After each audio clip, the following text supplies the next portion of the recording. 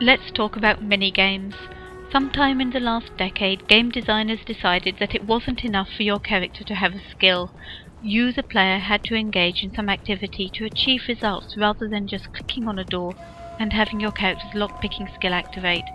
Whether it's scanning for iridium in Mass Effect, playing Connect the Pipes in Bioshock, or picking locks in Skyrim, minigames infest the RPG and action RPG genres. The problem with them is that whilst they may be fun once or twice, they're not part of the core gameplay of whatever you're playing. I may love Bejeweled, but if I'm not playing Puzzle Quest or Bejeweled Blitz, you can safely assume that at this moment in time I don't want to be playing Bejeweled. Additionally, they're always repetitive. They often have a way to quit out of them with no failure consequence, so it simply becomes a matter of time and resources to get past them, something that can be simulated by the game engine without me having to wiggle a virtual lockpick around. And that's the good minigames. Allow me to introduce the worst minigame ever. The game that's been running in the background is Alpha Protocol, which apart from being a lousy console port, is a fun game that deserved more recognition, except that it has the worst minigames in the world. Minigames whose awfulness is compounded by the way that your controls turn against you. What you're watching here is the hacking minigame. It's a word search on a changing grid, with not one but two timers. The top timer is for the puzzle as a whole, the bottom one reshuffles the grid.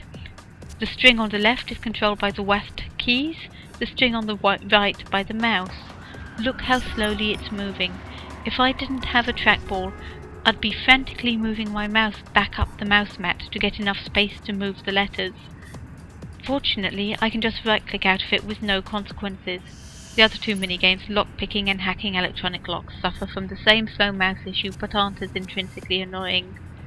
Admittedly, they do run a bit smoother with the controller plugged in, but then the shooting and camera control goes to hell, and unlike the Batman games, you can't have both controller and mouse and keyboard active at the same time. This is all irrelevant because the entire process could be automated.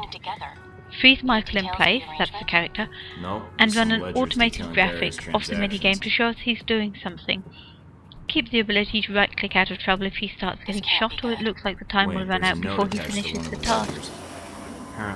But immersion, or I like minigames because I'm awesome at word searches and Connect 4. Also I like scanning for iridium, tough. Go buy one of those puzzle books or Sudoku grid, become a geologist.